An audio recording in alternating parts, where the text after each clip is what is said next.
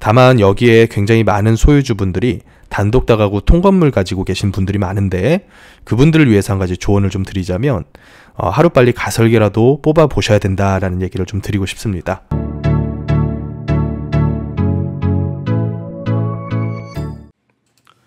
안녕하십니까? 부동산 캐시입니다. 오늘은 반포 1동에서 추진 중인 모아주택 사업에 대해서 분석을 한번 해보겠습니다. 이 모아주택이라고 하는 사업의 개요를 먼저 살펴봐야 되겠는데요. 모아주택은 가장 최근에 발표된 사업 중에 하나죠. 그래서 그 개요는 개별 필지를 모아서 블록 단위 공동개발을 추진하게끔 도와주겠다.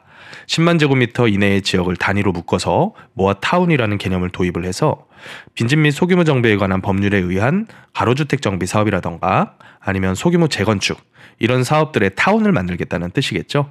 그래서 기존의 사업성이 원체 떨어졌었던 이런 사업들을 층수화나 종상향 거기다가 기반시설 조성 인센티브까지 상당히 많은 인센티브로 지원을 해주겠다라는 뜻입니다. 그래서 이러이러한 인센티브를 통해서 사업성을 상당히 끌어올려주다 보니까 당연히 투기방지 대책도 같이 들어가겠죠. 그래서 지분 쪼개기 방지 같은 경우에는 작년에 공모를 통해서 지정된 2개 구역이 있습니다. 한 군데는 강북구 번동 그리고 한 군데는 중랑구 면목동인데 이 지역들 같은 경우에는 올해 1월 20일을 권리산정일로 고시를 해서 그 이후에 지분 쪼개기는 불가능하게끔 설정을 해놨고요. 또 앞으로 공모를 통해서 새로 선정되는 지역은 공모 결과 발표일을 권리산정일로 고시하게끔 설정을 해놨습니다. 도심복합 사업과 비교를 하자면 조금은 약하다라고 보시면 될 것 같고요. 또 그 덕분에 우리 같은 새로운 투자자들은 이 투기방지 대책에서 새롭게 지분 쪼개기 되지 않은 기존 종전자산을 매입하게 되면 이거는 사실 투자가 가능하다라고 생각이 듭니다. 타운으로 지정됐을 경우에 주요 인센티브를 한번 보면 일단 가로구역에 대한 도로 면적 요건을 좀 완화를 시켜줬고요. 그리고 노후도 같은 경우에도 67% 이상의 노후도가 되어야지 구역 지정이 됐었다면 최근에 추가된 사업으로 진행을 하면 이것을 10%가량 낮춰줬습니다. 그래서 많은 구역들이 아마도 참여를 하지 않을까 생각이 좀 들고요. 또 시행 면적도 넓혀주다 보니까 이제는 어느 정도 단지 형태의 아파트가 나올 정도의 토지 사이즈가 지구로 지정이 될 가능성도 있겠다. 또 종상형과 층수 완화가 되다 보니까 원체적으로 사업성이 높아지는 결과를 낳게 되겠죠. 그래서 이런 인센티브들을 주다 보니까 저밀도 주거 지역 중에서 추진을 안 할 지구가 지금은 남아 있겠느냐라는 생각이 좀 듭니다. 그래서 이 공급 대책의 발표가 상당히 많은 투자 가능성을 열어줬지 않느냐라는 생각을 좀 해보고요. 다음으로 지역을 한번 살펴보겠습니다. 반포 1동에 대한 전반적인 개요를 한번 살펴보겠습니다. 굉장히 넓은 블록입니다. 전체 대지 면적이 6만 5천 평에 달할 정도인데 이 넓은 블록을 주민들께서 총 3개 구역으로 나름대로 구역계 설정을 해서 모아타운을 지정을 하기 위한 추진을 하고 있고요. 토지 용도 지역은 2종 일반 주거지역이기 때문에 별도의 종상향이 없이도 아파트를 건축할 수 있는 땅이다라고 보시면 될 것 같아요. 지하철은 7호선 노년역과 9호선 신노년역이 있는데 이 2개의 역이 강남부터 신사까지 신분당선 연장을 할 때 수혜를 받게 되는 역들이죠. 그래서 2개 다 환승역이 되면 부가가치가 굉장히 클 것으로 보여지고요. 경부고속도로와 강남대로를 끼고 있는 구역이다 보니까 자차로서의 이동은 더할 나위 없이 좋다라고 보시면 될 것 같습니다. 편의시설 역시 강남역의 거대한 상권과 또 고속터미널 일대의 백화점 등 굉장히 편의시설도 좋은 지역이다라고 보시면 될 것 같아요. 다음으로 구역별 개요를 한번 살펴보면 1구역 같은 경우에는 경부고속도로 라인과 접해 있다라고 보시면 될 것 같습니다. 구역 면적은 약 5만 제곱미터, 총 건축물이 171개 동인데 그 중에서 단독과 비주거형 통건물의 비중이 상당히 높습니다. 총 113개 동 정도가 통건물이라고 보시면 될 것 같고 총 세대수 713세대 중에 공동주택 세대수가 600세대 정도입니다. 다음으로 2구역입니다. 이 구역은 7만 6천 제곱미터 정도의 면적인데 총 250개의 건축물 동수 중에서 단독과 비주거용 통건물의 비중이 꽤나 높은 지역입니다. 그 중에서도 이 비주거용 용도가 상당히 많은데요. 이쪽 일대가 이제 상권이 꽤나 넓게 형성이 되어 있기 때문에 아직까지도 이 영업을 활발하게 하고 있는 근생 통건물들이 많거든요. 그래서 이 부분은 재개발을 추진할 때는 조금은 부정적인 요소라고 생각을 하시면 될 것 같습니다. 총 세대수는 600세대가 조금 못 미치는데 그 중에서 공동주택이 389세대입니다. 마지막으로 3구역입니다. 3구역은 7호선 논현역과 가장 가까운 구역인데 이 구역 같은 경우에는 구역 면적이 88,000제곱미터로 가장 큽니다. 총 272개의 건축물 중에서 단독과 비주거용이 175개 동 정도, 여기 역시 상당히 이 비중이 높다고 보시면 될 것 같고요. 다만 세대수 중에서 1267세대 중에 1092세대가 공동주택 세대수이기 때문에 동의 요건으로 봤을 때는 상당히 괜찮겠다라는 생각을 좀 해봅니다. 다음으로는 정비사업을 위한 요건에 대해서 한번 살펴볼 텐데요. 먼저 노후도입니다. 이 구역 내의 각각의 노후도 부분을 보면 아직까지는 30년 차를 초과한 주택 비중이 그렇게 높지는 않습니다. 하지만 25년 차 초과하는 주택이 세개 구역 모두 60%를 넘어서갔기 때문에 몇 년만 지나게 되면 이 노후도 부분은 크게 문제는 없을 것으로 보여집니다. 하지만 그거보다 중요한 부분이 이 구역 내에 있는 조합원들이 얼마만큼의 동의를 이끌어낼 것이냐, 이 부분이기 때문에 이 각 사업별로 동의율 요건을 제가 한번 뽑아봤거든요. 도정법상의 정비사업 같은 경우 그리고 공공재개발 같은 경우에는 조합 설립을 위한 동의 요건이 두 가지가 있습니다. 소유주별로는 토지 등 소유자의 4분의 3 이상의 동의가 있어야 되고요. 또 면적 기준으로는 토지 전체 면적의 2분의 1 이상의 동의가 있어야 됩니다. 하지만 가로정비사업, 모아주택도 가로주택 정비사업의 일환으로 진행이 되기 때문에 조금 더 요건이 강화됐다고 보시면 될 것 같아요.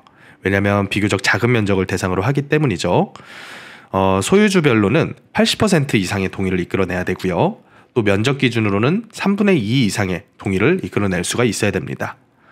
그러면 이 구역 내에 용도별로 세대수를 비율을 한번 뽑아보고 과연 얼마 정도의 동의가 나올 것인가, 이 부분을 한번 따져봐야 될 텐데요. 일반적으로 단독주택 그리고 근생 통건물을 가지신 분들 같은 경우에는 동의를 하지 않는 경우가 거의 대부분입니다. 왜냐하면 이분들 입장에서는 경우에 따라 거주하면서 월세 받는 분도 계실 거고요. 또 거주하지 않고 통으로 임대를 통한 수익 창출을 하시는 분도 계시겠죠. 근데 이런 분들에게 현재 종부세가 강화된 상태에서 뭐 2개의 주택을 줄 테니까 정비사업으로 진행을 하자, 이런 식으로 얘기를 해봤자 이 지역 자체가 원체 임대료가 높은 지역이기 때문에 건물마다 뭐 월 1,000만 원 이상 받아가시는 분들이 수두룩하단 말이죠. 그러면 그분들 입장에서는 굳이 사업 추진에서 아파트를 받을 이유가 없어지는 거죠.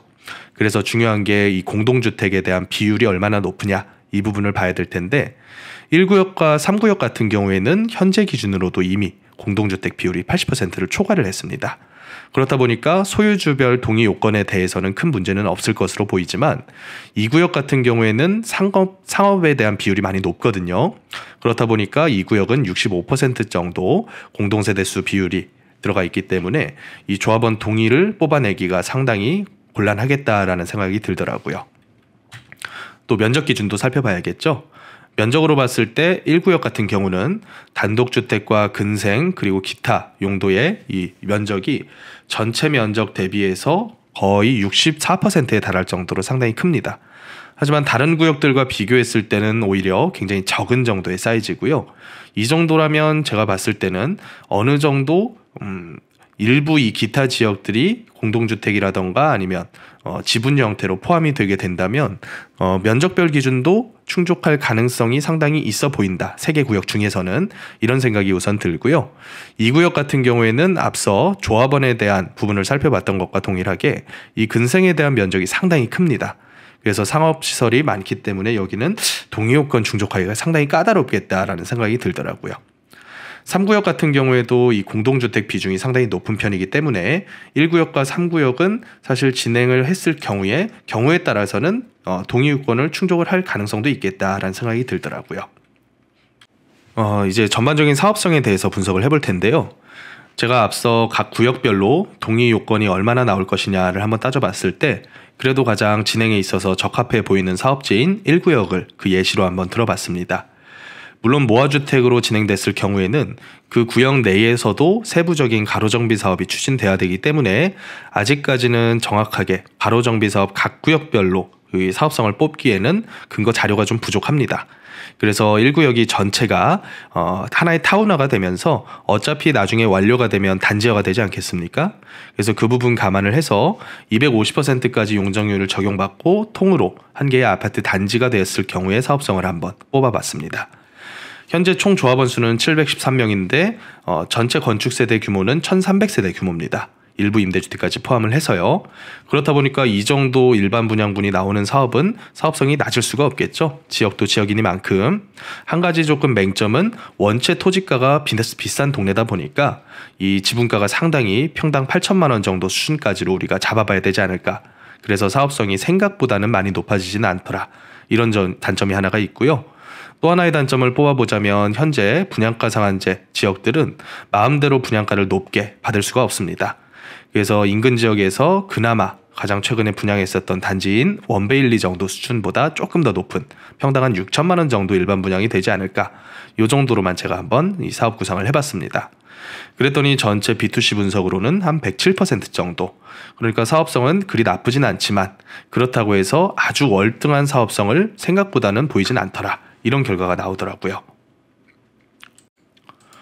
자, 다음으로는 개별 투자자 입장에서의 사업성도 분석을 한번 해봐야겠죠.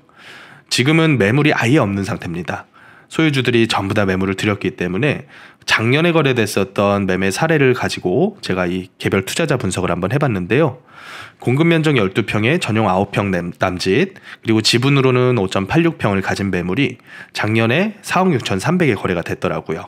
근데 현재는 뭐 지금 이 가격에 나오진 않겠죠. 못해도 6억대 7억대 이상은 부르지 않을까 싶은데 요 정도 금액을 투자했을 때 지분 대비하고 공사비 대비해서 대략적으로 추가 분담금이 5억대 중반 정도 예상이 되더라고요. 그러면 총 투자 금액이 10억대 정도 들어갔다라고 감안했을 때 다 지어진 후에 아파트 값은 주변에 있는 신축 아파트 가격과 그리고 나홀로 아파트 가격의 중간 정도 수준이 되지 않을까라는 생각이 들더라고요. 어차피 모아주택이라는 사업이 단지를 표방은 하고 있지만 개별성을 가진 다 가로정비 사업 구역들이 하나로 통합돼서 움직이는 거기 때문에 뭐 반포자이 같은 대규모 단지 정도의 수준까지는 못 갈 수도 있겠다. 이런 생각이 들어서 좀 보수적으로 이 시세를 감안을 해봤습니다. 뭐 그렇다고 하더라도 4억 6천대에서 잡으신 분 입장에서는 뭐 굉장히 큰 수익률이죠. 10억 가지고 20억짜리 집을 받을 수가 있는 정도 수준이니까 수익률로는 상당히 괜찮겠더라라는 생각이 좀 들더라고요. 그래서 전반적으로 이 사업성 분석과 개별 투자자 분석을 해봤더니 여기 역시 굉장히 좀 훌륭한 사업성을 보이지만 하지만 앞으로 나올 매물 가격이 얼마에 형성이 될지 모르기 때문에 그 부분을 비교를 해보고 나서 매입해야 되지 않을까 생각을 좀 해봅니다. 마지막으로 결론입니다. 오늘 분석해본 반포 1동 지역은 입지적으로는 누구나 선호할 만한 굉장히 좋은 지역입니다. 그래서 진행만 된다면 수요자들의 선호도가 가장 높을 지역이라고 여겨지고요. 다만 1구역 이외에 나머지 2, 3구역 같은 경우에는 단독주택이나 상업시설 그리고 업무시설의 비중이 굉장히 높습니다. 특히나 2구역 같은 경우는 상권도 잘 발달해 있는 지역이기 때문에 임대료도 상당히 높거든요. 그래서 소유주들의 동의를 이끌어내기가 굉장히 어렵겠다는 생각이 들더라고요. 과거에도 여러 개발들이 추진은 됐었지만 이 동의 요건을 충족하지 못해서 무산됐었던 적들이 상당히 많습니다. 그래서 이 부분 참고하실 필요가 있을 것 같고요.